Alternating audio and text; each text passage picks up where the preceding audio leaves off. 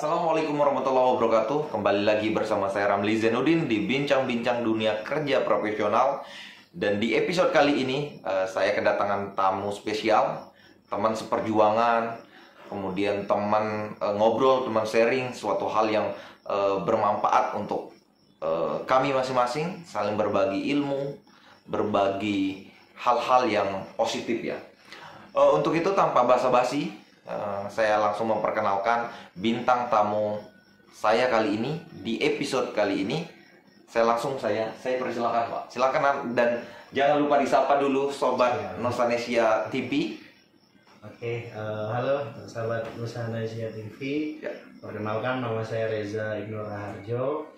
Saya sahabatnya Bang Ramli. Ya. Sudah sekitar 2-3 tahun ya saya. Betul. Kita udah sahabatan. Ya. Ini 3 tahun ya, 3 tahun. Udah hampir 1-2 bulan ya terakhir ya kita nggak ketemu ya. 1 bulanan kita nggak, terakhir kita ketemu itu kita survei kayaknya nggak salah. Kita pergi survei karena kerjaan, dan kali ini tanpa ada angin, tanpa ada hujan, tiba-tiba sobat saya yang satu ini, Bro Reza, pengen ngobrol-ngobrol, sharing-sharing kepada teman-teman semua, teman-teman Nusanesia TV.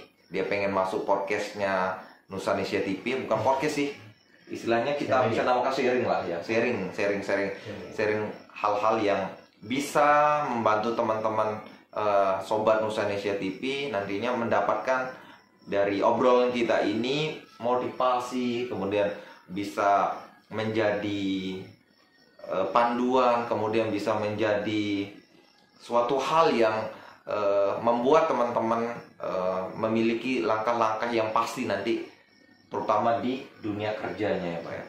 Untuk itu kita langsung saja ngobrol santai Pak Reza ya. Sorry Bro Reza, mau dipanggil Bro Reza ya. Oke, kita ngobrol santai saja. Jadi yang pertama kali saya pengen tahu banget sih terkait dengan pengalaman pertama kali Bro Reza, atau nggak enak sih saya panggil Bro Reza. Nggak apa-apa ya. Ya udah, kita santai. Pak itu kalau Oke. nanti. Kita juga seumuran lah. Iya. Jadi Bro Reza, bagaimana pengalaman pertama kali kerja gitu, atau terjun ke dunia kerja, atau yang bisa dinamakan gerbang yang sebenarnya gitu di dunia. Ya, oke.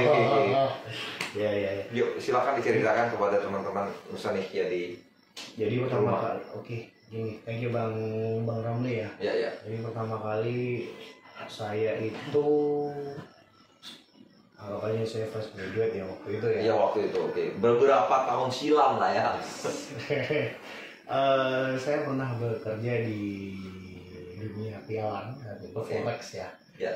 Jadi salah satu perusahaan itu ya plus minus sekitar 1 tahunan lah ya. Saya join di sana. Jujur itu adalah sesuatu hal yang baru menurut saya gitu kan. Pada saat itu zaman-zamannya mungkin orang tua kita kan nggak tahu. Ya. Apa sih itu forex, apa sih itu pertukaran mata uang nih. Itu bisa jadikan sebuah job gitu loh, ya kan. Baru di era sekarang ini kan gitu. Karena tanpa pikir panjang, karena menurut saya waktu itu fresh graduate itu harus out of the book. Jadi intinya pada saat saya 2018 waktu itu 2016. Oh sorry, 2016. 16 ya. 2016 itu gencar-gencarnya atau banyak-banyaknya para wisudawan atau wisudawati atau fresh graduate lah kita itu banyak sekali bermunculan, tapi posisinya job yang ada di Indonesia ini kurang. Lapangan pekerjaan lebih tepatnya tidak memadai, kurang banget gitu. Sedangkan sumber daya manusia kita itu melimpah gitu. Sehingga pengangguran itu banyak sekali gitu. Saya pernah ngalamin itu. Oke. Jadi intinya saya udah tanpa pikir panjang, panggilan seperti itu, oke saya jalanin gitu. Jadi intinya saya nggak mau ambil langkah mikir-mikir lagi, dan saya berangkat gitu aja. Karena mungkin pada saat itu adalah saya anggap ini adalah sebuah jumping stone buat saya yang pertama kali nih, batu loncatan ya. Udah nggak usah pikir panjang ya, jalanin, kerjain, ikhlas. Saya niat kerja, cari nafkah yang berkah gitu. Jadi intinya waktu itu pengalaman saya adalah bagaimana saya menghadapi sebuah klien, karena posisinya waktu itu saya adalah sebagai marketing sales di yang tersebut ya, salah satu perusahaan tersebut. Jadi intinya saya bagaimana cara atau pribadi saya untuk bisa menyampaikan kepada nasabah waktu itu, kita bahasanya nasabah, menentukan atau membimbing bagaimana kita untuk memilih, oh hari ini atau jam segini kita ngambil buy, oh jam segini kita ngambil sell. Di pertukaran salah satu mata uang di dunia. Itu kurang lebihnya job desk saya waktu itu. Yes. Terus saya terkait dengan tadi kan menjadi seorang marketing sales yang notabene itu adalah pengalaman pertama kali. Betul. Dan sedangkan dari background pendidikan Pak Reza yang saya ketahui, Pak Reza, Bro Reza kan sering cerita sama saya bagaimana dulu menjadi seorang sarjana pertanian yang masuk ke dunia marketing and sales yang notabene itu jauh banget dari background pendidikannya, nggak nyambung lah gitu, nggak nyambung banget gitu dari seorang dari sarjana pendidikan masuk ke marketing sales. Yes. Nah itu, jadi bagaimana Bro Reza melakukan hal itu untuk istilahnya mencoba dan merasa bahwa saya bisa nih untuk keluar dari zona dan background pendidikan saya gitu. Bagaimana motivasi pada saat itu Bro Reza yang dilakukan apa? Yang pertama kuncinya satu, Bang. Kesempatan nggak datang dua kali. Kemudian yes, karena kalau kita terlalu banyak ngambil keputusan atau kita jual mahal, saya tentang aku fresh graduate loh, aku gini loh, di luar sana tuh masih banyak gitu. Jadi intinya saya nggak mau ngambil peluang, menyia-nyiakan peluang yang ada. Betul Itu satu. Terus yang kedua adalah saya mencoba untuk mengasah diri saya sendiri, apa sih potensi yang saya bisa. Gitu loh. Mungkin saya waktu itu bukan cap-cip ya, karena pada saat saya dari SD, SMP, SMA itu saya paling takut atau paling benci ya namanya hitung-hitungan ya. Dalam dunia matematika itu saya paling enggak gitu. Tapi entah kenapa kok saya diarahkan ke hal yang berbau analis sama berhitung gitu. Tapi nggak apa-apa, saya jalanin gitu. Karena life show must go on. Itu sih. Itu berarti beberapa memotivasi Bro Reza untuk melewati tantangan tersebut gitu. Next dari seorang fresh graduate pengalamannya itu berapa lama di perusahaan swasta? 1 tahunan. 1 tahunan. Kemudian kerja di perusahaan apa selanjutnya setelah dari perusahaan forex trading ya Pak? Selama ini setelah berapa lama gitu ya, saya coba atau istilahnya jumping stone ke perusahaan lain ya. Yes. Yaitu di dunia marketing. Dunia marketing lagi. Dari yang tadi marketing, yang kedua juga marketing lagi di perusahaan yang kedua. Dan lebih ke accountingnya sih. Accounting. Yes. Lebih ke accountingnya, dimana saya juga harus belajar ulang lagi. Pengalaman baru lagi. Yes. Dari background pertanian, kemudian perusahaan pertama menjadi seorang sales marketing, kemudian next di perusahaan kedua menjadi seorang accounting. Itu di perusahaan swasta juga. Perusahaan swasta juga. Itu berapa lama Pak, di perusahaan swasta? Itu nggak lama sih, sekitar 6-7 bulanan ya, karena memang posisi saat itu kita nggak mikir ya, kembali lagi ya, ada job, ada peluang yang lebih bagus, why not gitu loh. Kita nggak kayak kita realistis aja. Setuju. Jadi intinya kalau ada tawaran yang lebih menjanjikan, ya kenapa enggak? Itu aja sih yang saya coba hantam terus gitu loh. Nah ini saya dapat ilmu baru gitu loh. Pengalaman baru menjadi seorang akuntan ya. Yes. Akuntan. Di perusahaan yang kedua ini, rintangan apa yang Pak Reza dapatkan dan bagaimana Pak Reza melewati rintangan tersebut gitu? Rintangannya lebih ke teliti sih. Teliti. Yes. Oke. Karena seorang, mungkin teman-teman di luar sana juga pasti paham ya. Ya. Seorang akunting ketelitian harus dibutuhkan. Oke. Tidak harus terburu-buru, tapi emang ketelitiannya harus jeli gitu. Oke. Dimana nanti kita selisih itu bakal kita kurangin. Oke. Pelan tapi pasti, kalau bisa lebih cepat ya lebih baik. Oke. Yes, setuju banget saya dengan pernyataan Pak Bro Reza.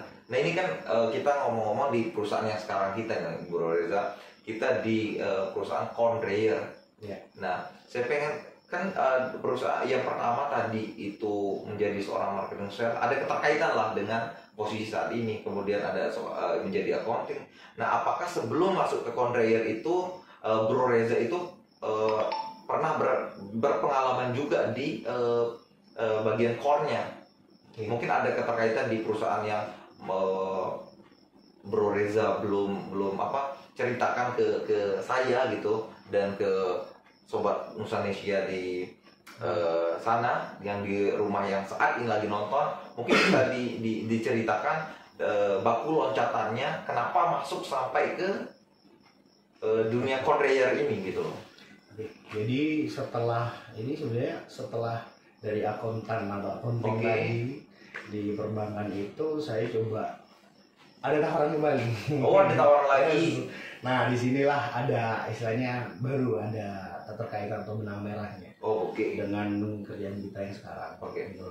Jadi istilahnya saya mencoba mendapat tawaran, dapat challenge ya. Oke. Challenge yang baru lagi. Baru lagi. Jadi intinya saya mendapat sebuah tawaran menjadi seorang staff purchasing ya. Di salah satu feed mill terbesar juga di Indonesia. Ya.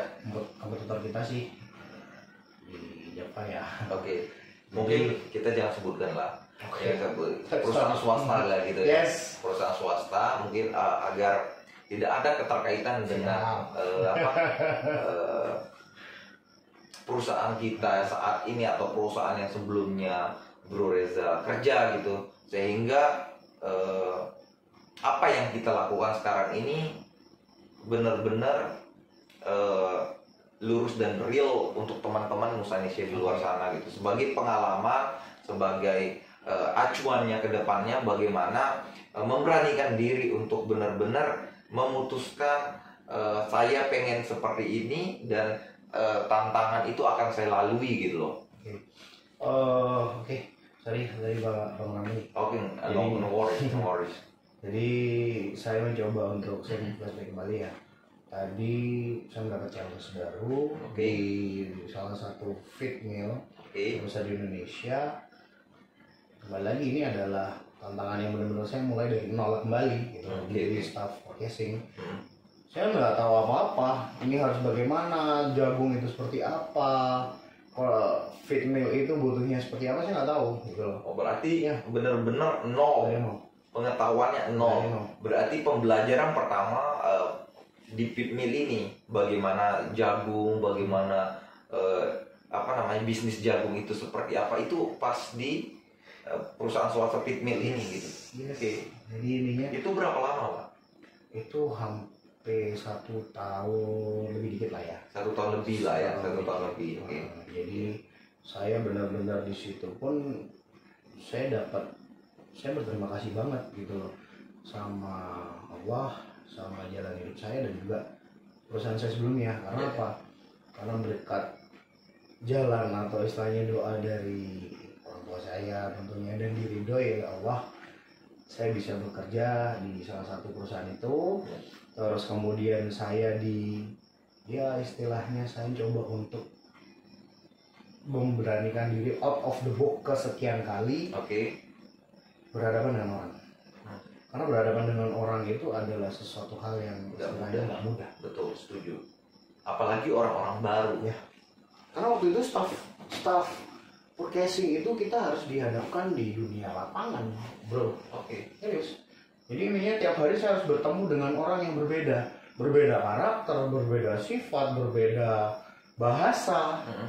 Itu harus saya pahami di situ. Ya. Jadi intinya tiap hari saya bertemu dengan situasi dan kondisi yang berbeda.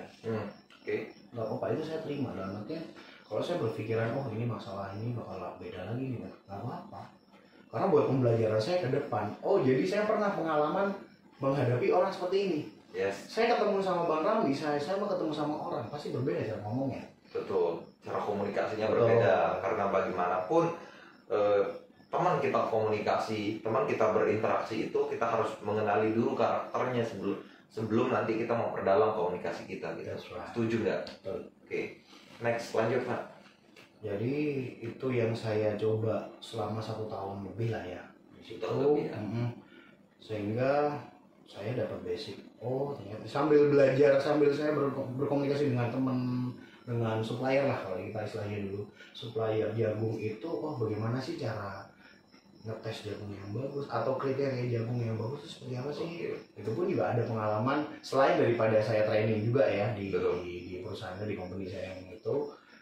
Saya juga bersharing santai juga ya kayak gini sih. Oke. Ngobrol-ngobrol tentang, Pak ini gimana sih caranya cari jagung yang bagus tuh atau kriterianya gimana sih? Ya. Gitu. Oh seperti ini mas, ya bro gitu. Iya. Oh gini, oh jadi kalau ini gini. Jadi istilahnya itu saya belajar juga di lapangan. Oke. Karena menurut saya, orang terutama mungkin teman-teman di lapangan juga ya, pengalaman terhebat atau terbaik adalah ketika kita di lapangan atau terjun langsung ke lapangan. Jadi kita tahu. Oke. Jadi kita tahu, oh sebenarnya ini nih yang terjadi nih ya. Gitu. Oke. Jadi ilmu-ilmu yang tidak ada di, bahkan apalagi kalau kita bahas kuliah ya, jauh kan. Jauh banget. Di kuliah kita just dapat teori, sedangkan secara di lapangannya prakteknya itu kan ada yang mirip dengan teori dan ada pun yang jauh berbanding terbalik dengan teori yang kita dapatkan di masa kita kuliah. Betul. Nah jadi disitulah saya mencoba untuk ini ya, jadi ada hikmahnya di situ, dalam artian saya tuh punya teman banyak. Oke, betul. Punya relasi, membangun sebuah relation atau networking. Oke. Jaringan. Yes. Oke. Dimana itu pasti bakal kita butuhkan suatu saat nanti. Betul, sangat. Karena saya berpendapat waktu itu saya lebih baik jalannya hidup deh. Tapi setelah saya coba untuk menjadi seorang pejuang atau petarung lapangan, petarung lapangan itu sangat serius. Terjun di lapangan itu sangat asik. Karena apa? Ketemu orang baru, ketemu ilmu baru, dan saya nganggap saya dengan orang ini dijatahkan atau dipertemukan di hari itu adalah atas izin yang di atas. Ya. Tanpa atas izin yang di atas atau Allah Subhanahu Wa Taala, kita nggak mau ketemu dia. Ya. Entah perkaranya nanti itu apakah ada makna, apakah ada ilmu, itu nanti sambil jalan aja. Oke. Tergantung kita bagaimana berkomunikasinya. Ya. Begitu itu. Yang memotivasi banget Pak Reza, Bro Reza untuk keluar dari zona nyamannya Pak Reza pada saat itu apa? Zona nyaman. Kembali lagi sih bro. Saya mencoba untuk pengennya sih lebih out of the book lagi ya. Saya lebih suka tantangan satu. Terus kedua, mudah banget bosan. Iya. Dalam artian kalau misalnya gini, jangan salah artikan dulu mudah bosan terus saya ketika saya kerja di sini kalau bosan tidak, itu enggak. Dalam artian bosan itu lebih ke saya coba hal yang baru deh. Apa yang bisa saya gali lagi di sebuah company nih. A B C D E misalnya company ada subdivisi masing-masing. Saya coba di sini satu, oh misalnya ini sudah bisa kesini, coba kesini gitu. Jadi minimal kita tahu lebih ke situ sih. Saya persilah Pak ya. Bisa. Kayak santai banget dulu. Ya, lanjut. Jadi out of the book saya tuh seperti itu bang. Apa ya? Lebih ke Saya lebih suka challenge sih. Challenge. Ya. Ini kalau apalagi saya udah ditantang gitu tuh, waduh, kayak mau berkobar membara nih, woi serius nih. Oke, gue jalanin ya. Wih, Gitu sih. Kalau cewek juga kayak gitu. Itu deh sih. Iya. Jangan pernah. Tadi kan Bro Reza suka bosenan. Nanti takutnya bosen sama cewek atau bosen sama yang satu pindah satu lagi gitu. Mungkin maksud dari tanda bosen tadi itu bosen ketika hal monoton, kerjaan yang monoton dilakukan gitu. Jadi Pak Reza kan tadi suka tantangan, jadi ketika ada tantangan hal bosen itu kan akan tersingkirkan, seperti itu maksud Pak Reza tadi ya. Bisa tambahin boleh bro? Oh silakan. Kenapa kok saya bilang bosan? Ya. Saya jenuh hanya di suatu titik. Oke.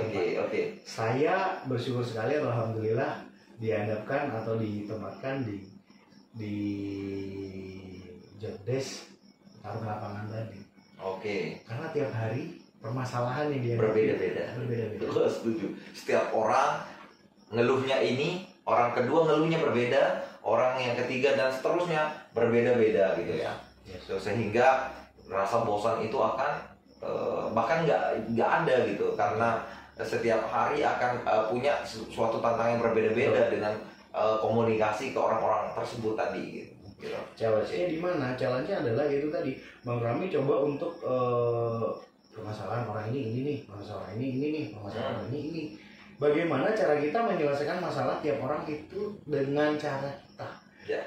Bagaimana cara kita untuk menyelesaikan masalah itu, tapi tetap kita harus apa ya, istilahnya punya chemistry. Yeah. Karena saya ngomong sama Bang, kembali lagi, saya ngomong sama Bang Rami dengan saya ngomong sama orang itu pasti beda. Iya, oke. Saya nggak bisa samakan. Saya ngomong Bang Rami, Bang Rami posisinya seperti ini. Yeah. Dan di situ saya belajar bagaimana cara menghadapi seseorang. Oke. Oh, karakternya orang kayak gini nih. Ya, betul. Itu yang saya nggak pernah dapat dari manapun. Ya. Hanya bisa didapat ketika kita menjadi petarung lapangan. Betul. Ya, oke. Setuju. Jadi mungkin luar biasa menurut saya dari pengalaman dari pertama kali Bro Reza kerja dari seorang marketing sales di salah satu perusahaan trading forex, kemudian next lanjut ke menjadi seorang akuntan di salah satu perusahaan swasta, dan sebelum ke perusahaan kita ini gitu ada di salah satu perusahaan feed mill yang cukup besar di Indonesia gitu. Dari sana kita tarik benang merah yang mengantarkan Bro Reza sampai akhirnya ke posisi saat ini di perusahaan yang sekarang ini kita kerja gitu Pak Reza. Namun sebelumnya teman-teman semua atau sobat Nusanesia yang ada di rumah yang saat ini sedang nonton video kali ini, mungkin kita akan next di episode selanjutnya Bro Reza, karena waktu kita udah cukup lama ngobrol. Kita next nanti kita cari di episode yang part 2-nya mungkin kita akan membahas lebih detail terkait dengan karir Bro Reza di perusahaan yang sekarang ini tempat kita sama-sama mencari nafkah Bro Reza ya. Iya. Untuk itu terima kasih atas waktunya kepada teman-teman semua, kepada Bro Reza. Kita next di part 2 kita obrol mungkin besok atau kita lanjutkan, karena ada hal yang perlu kita ketahui, kita ceritakan, kita sharing kepada teman-teman Nusanesia yang nonton video ini gitu, sehingga nanti bermanfaat untuk mereka dan bermanfaat untuk kita juga akan bermanfaat ke depannya, bagaimana kita mengembangkan karir kita masing-masing. Ya. Begitu, setuju Bro Reza? Setuju. Oke, kita sapa dulu. Salam Nusanesia TV. Terima kasih. Assalamualaikum warahmatullahi wabarakatuh.